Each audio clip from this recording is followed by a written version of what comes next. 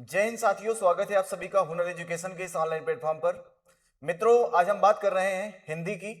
और इसके पहले हम बता चुके थे आपको संज्ञा। इसके दूसरी क्लास में हमने बताया आपको सर्वनाम। और ये तीसरी क्लास है साथी यूपी पुलिस को लेकर के। तो इसमें हम बात कर रहे हैं क्रिया की। तो ये सब विकारी शब्द हैं जिनमें लिंग, वचन, काल और कारक के आधार पर परिवर्तन किया जा सकता है साथी, वे होते हैं विकारी। तो यही है हम बात कर रहे हैं आज विकारी शब्द क्रिया की। क्रिया किसे कहते हैं इसको हम लोग जानेंगे बेहतरीन तरीके से। तो जल्दी से क्लास को शेयर कर दीजिएगा, साथ ही क्लास को लाइक कर दिया करें और अपने दोस्तों को शेयर करिएगा। जो भी मेरे नए दोस्त हैं तो चैनल को सब्सक्राइब कर लें और बेल आइकन को प्रेस कर लें, जिससे आने वाला नोटिफिकेशन भी उनको मिलता रहे।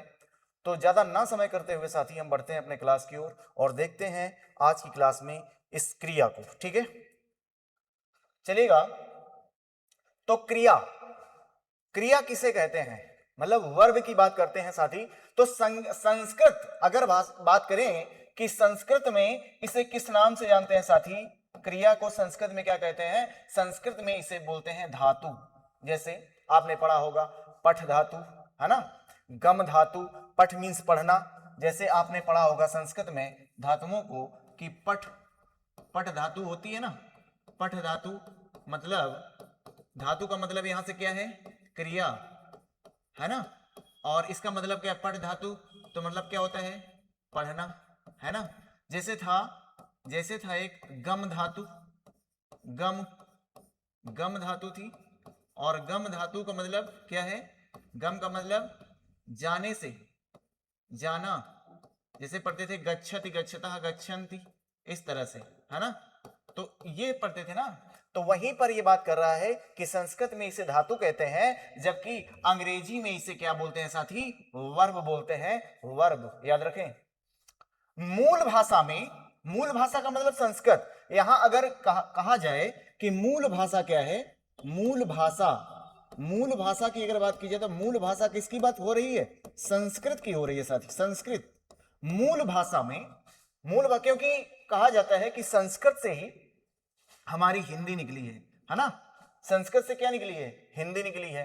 तो वो मूल भाषा में धातु शब्द में ना जोड़ करके, मूल भाषा का मतलब क्या है? संस्कृत में अगर धातुओं में, संस्कृत के धातुओं में अर्थात संस्कृत की क्रियाओं में ना शब्द जोड़ दिया जाए, प्रत्यय जोड़ दिया जाए, ना क्या जोड़ दिया जाए? प्रत्यय जोड़ दिया जाए, तो जोड़ने से क्रिया बनती है साथी। अर्थात हम कह सकते हैं कि पठ यहां पर था, पठ धातु थी।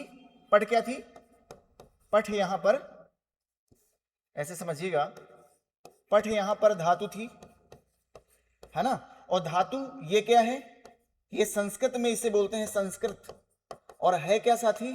संस्कृत में इसको क्या बोलते हैं? क्रिया ही बोलते हैं ना।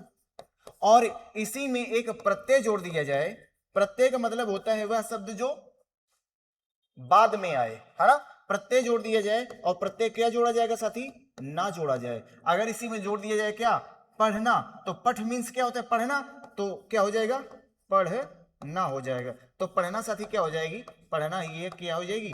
क्रिया हो जाएगी साथी। यही बात पूछा गया इसमें। जैसे चल, चल धातु है ना, चलना।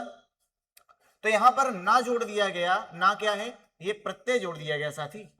प्रत्यय जोड़ दिया गया तो धातु क्या बन गई? अर्थात ये धातु क्या बन गई? अर्थात जिसे हम क्रिया कहते हैं, यही हो जाएगी क्रिया।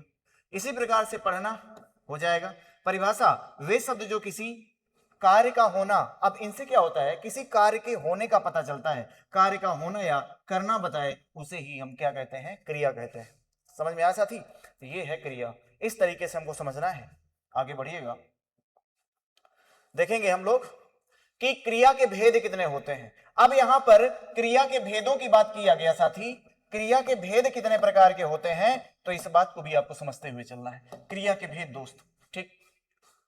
कर्म के आधार पर साथी, कर्म के आधार पर क्रिया के यहां पर कितने भेद हैं साथी? दो भेद हैं। अकर्मक क्रिया, अकर्मक, आ मीन्स नहीं और कर्म मीन्स कर्म। अकर्मक अगर बात करें, अकर्मक, तो यहां से अगर तोड़ें आ प्लस कर्म, जहां पर कर्म नहीं हो, क्या हो? कर्म नहीं हो, वहां पर क्या होगा, अकर्मक क्रिया होगी। क्रिया का प्रभाव कर्ता पर पड़ता है, क्रिया पर। अकर्मक क्रिया में क्या होता है साथी, अकर्मक मीन्स आ नहीं, क्रिया कर्म वहां पर नहीं है, तो वह पर किस पर प्रभाव पड़ेगा, कर्ता पर प्रभाव पर डालेगी, तो वह अकर्मक क्रिया होगी। सकर्मक क्रिया, क्रिया का प्रभाव कर्म पर पड़ेगा। सा मीन्स सहित, कर्म जो कर्म के साथ आए उसे ही सकर्मक कहेंगे, और इसका जो प्रभाव पड़ेगा साथी वह कर्ता पर, वह किस पर पड़ेगा, कर्म पर पड़ेगा, कर्ता पर नहीं। वह क्रिया का प्रभाव कर्म पर पड़ता है। अब डिटेल में देखते हैं इसको। अकर्मक क्रिया क्या होती है, यदि वाक्य में प्रयुक्त क्रिया का प्रभाव, वाक्य में प्रयुक्त, वाक्य में आई क्रिया का प्रभाव कर्ता पर पड़ता है तथा कर्म प्रयुक्त नहीं होता, वहां पर कर्म नहीं दिया जाता है, और क्रिया का प्रभाव किस पर पड़ता है, कर्ता पर पड़ता है, तो वह क्या होती है, वहां पर अकर्मक क्रिया होती है साथी, अकर्मक क्रिया होती है। क्या बात समझ पा रहे हैं आप लोग? अगर समझ पा रहे हैं तो थम्स अप करिएगा। अब दूसरा सकर्मक क्रिया। सकर्मक मीन्स सा मीन्स सहित कर्म, जो कर्म के साथ आ जाए। यदि वाक्य में प्रयुक्त क्रिया का प्रभाव कर्म पर पड़ता है, क्रिया का प्रभाव किस पर पड़ेगा साथी, कर्म पर पड़ता है, अर्थात कर्म प्रयुक्त होता है, जहां पर कर्म दिया जाता है उसे सकर्मक क्रिया कहते हैं। भाव कर्म पर पड़ता है, देखिएगा, क्रिया का प्रभाव कर्म पर पड़ता है, क्रिया का प्रभाव कर्म पर पड़ता है, मतलब क्रिया इस पर लोड डालेगी, इस पर कर्म पर, तो यहां पर क्या हो जाएगा, सकर्मक, सकर्मक। अगर क्रिया का प्रभाव, अगर क्रिया का प्रभाव कर्ता पर पड़ता है, क्रिया का प्रभाव यदि कर्ता पर पड़ता है, तो यहां पर क्या हो जाएगा, आकर्मक। याद रखिएगा, यहां पर हो जाएगी आकर्मक, आकर्मक क्रिया। ये क्या, ये बात आप समझ पा रहे हैं साथी? अगर समझ पा रहे हैं तो बताइएगा। चलिए आगे बढ़े। अब देखिए, और भी इतना ही नहीं है, अभी बहुत सारी चीजें आपको समझते हुए चलना है, परेशान मत होइएगा। अकर्मक क्रिया के उदाहरण कैसे हैं? अकर्मक क्रिया के उदाहरण में देखिएगा, चलिए अकर्मक क्रिया के उदाहरण हम देखते हैं, जैसे चलना, सोना, उठना, बैठना, रोना, नहाना, हंसना इत्यादि, इस तरह से दिया जाएगा। और सकर्मक क्रिया के उदाहरण लिखना, खाना, पीना, बैठना, मतलब देखना। आप लोग ये देख पा रहे होंगे कि इसमें कोई परिवर्तन समझ में आ रहा है क्या? कैसे हम अभी पता कर पाएंगे कि किस तरह से परिवर्तन इसमें ला सकते हैं, कैसे हम पहचान सकते हैं। अकर्मक क्रिया को हमको पहचानना है। अकर्मक क्रिया हम कैसे जानेंगे? हम क्या करेंगे, क्या, अगर हम पूछें यहां से एक प्रश्नवाचक शब्द लिखेंगे क्या, तो क्या का प्रयोग करेंगे। अगर चलना, क्या चलना, ये हो पा रहा है क्या? अगर आंसर मिल जाए तो सकर्मक, नहीं मिलता तो अकर्मक। तो अगर देखा जाए क्या का प्रयोग कर प्रश्न बनाने पर यदि जवाब मिल जाए तो सकर्मक क्रिया होगी, अगर नहीं मिलता तो अकर्मक। चलना, क्या चलना होता है क्या? नहीं, बिल्कुल। रोना, क्या रोना, क्या रोना होता है क्या? भाई कोई रोता है ना, तो उसमें क्या शब्द मिला ही नहीं, हमें आंसर नहीं मिला। उठना, क्या उठना, ये सब चीजें नहीं है। बैठना, क्या बैठना, तो ये सब नहीं मिल रहा, इसलिए वो क्या हो जाएगा, अकर्मक। और लिखना, क्या लिखना, मतलब पत्र लिख रहा है ना, तो इस तरह से। खाना, क्या खा रहा है, खाना खा रहा है, रोटी खा रहा है, दाल, मतलब कुछ भी कर रहा है। और पीना, क्या पीना, दूध पी रहा है, पानी पी रहा है, कोल्ड ड्रिंक्स पी रहा है, क्या पी रहा है। देखना, क्या देख रहा है, वो कोई सीन देख रहा है, कोई मूवी देख रहा है, या किसी को देख रहा है। तो इस तरीके से ये आप अगर आंसर मिल जाए क्या प्रश्न करके, अगर किसी क्रिया में क्या प्रश्न करके आंसर मिल जाए तो सकर्मक, अगर नहीं में आंसर मिले, सिर्फ क्या प्रयोग करेंगे, प्रश्नवाचक शब्द सिर्फ क्या लेंगे, दूसरा शब्द प्रश्नवाचक नहीं ले सकते हैं कि किसको, किसने, कैसे, ये शब्द नहीं करेंगे। क्या सिर्फ एक प्रश्नवाचक शब्द है, क्या। अगर उससे आंसर मिल पा रहा है तो सकर्मक है, और नहीं मिल पा रहा तो अकर्मक है, इस बात को याद रखिएगा। तो अब इस तरह से उदाहरण में, मोहन चलता है, मोहन चलता है, मोहन चलता है। अगर हम चलता से पूछें क्या चलता है, कौन चलता है, बात सही थी, तो मोहन चलता है। लेकिन हमको सकर्मक क्रिया और अकर्मक में बताना है ना, तो सिर्फ क्या करेंगे, क्या चलता है, क्या, आंसर नहीं मिला तो क्या हो जाएगा, अकर्मक हो जाएगा, याद रखिएगा। मोहन तेज चलता है, तो क्या इसमें मिल पाएगा आंसर, चलता है।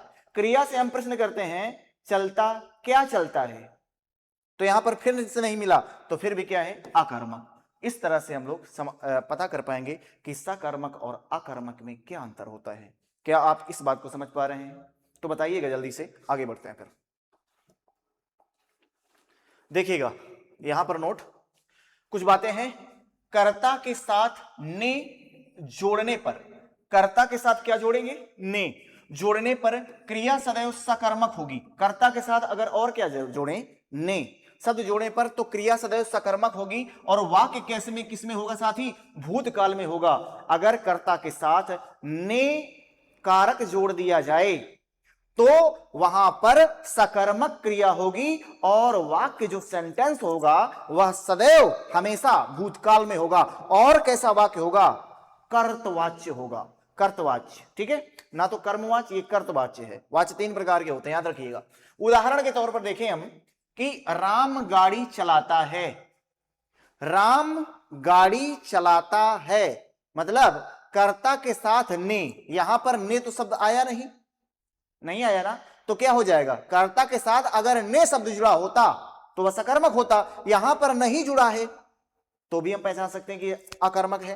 राम ने गाड़ी चलाई, राम ने, यहां पर ने शब्द आया लेकिन राम ने गाड़ी चलाई, तो यहां पर कैसा होना चाहिए, राम ने गाड़ी चलाई और वाक्य हमेशा भूतकाल में होगा। बात सही है, भूतकाल में होगा और कर्तवाच्य होगा। तो राम ने गाड़ी चलाई, तो यहां पर अकर्मक नहीं होगा साथी। यहां पर क्या हो जाएगा, यहां पर ये लिख गया है, यहां पर हम कह सकते हैं कि ये हो जाएगा सकर्मक। कैसा हो जाएगा, सकर्मक।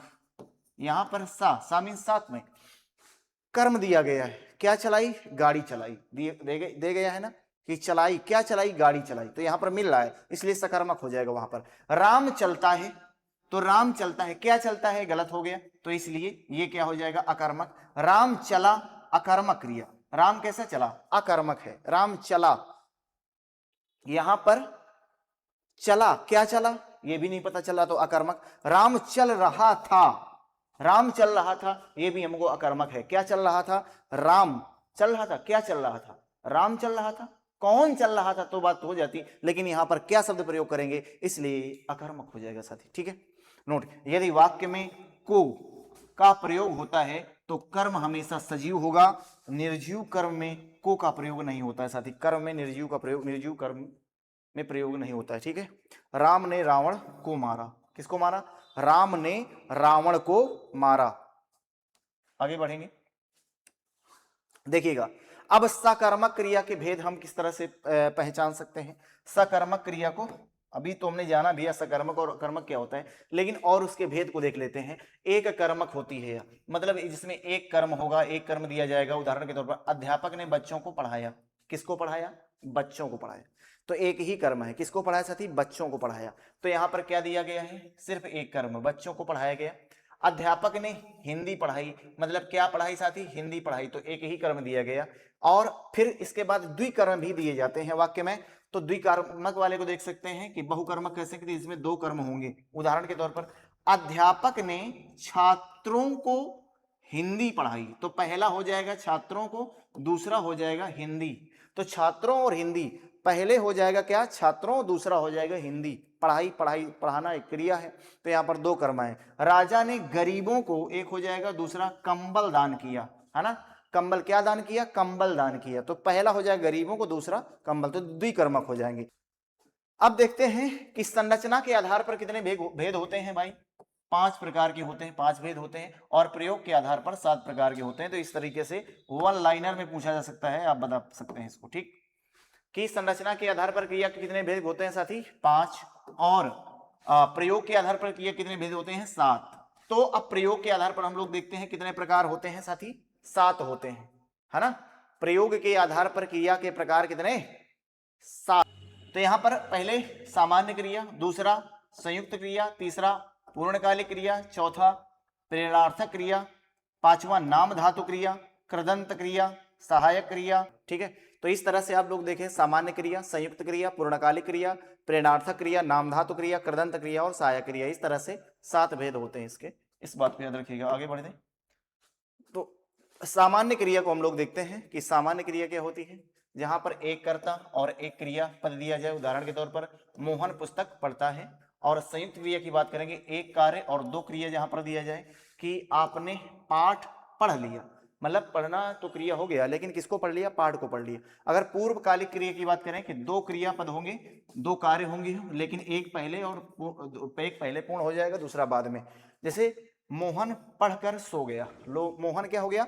पढ़कर सो गया। प्रेरणार्थक क्रिया की बात करें कि दो कर्ता होंगे, एक काम करेगा और एक कार्य करवाएगा। जैसे उदाहरण के तौर पर देखते हैं कि माँ बेटी से भोजन बनवाती है। माँ क्या करती है? बेटी से भोजन बनवाती है। तो क्रिया से क्रिया बनाने में कृदंत क्रिया कहते हैं। मतलब यहां पर देखा, अब यहां पर कृदंत क्रिया की बात करें तो क्रिया से क्रिया बनाने को क्या बोलते हैं? कृदंत क्रिया कहते हैं।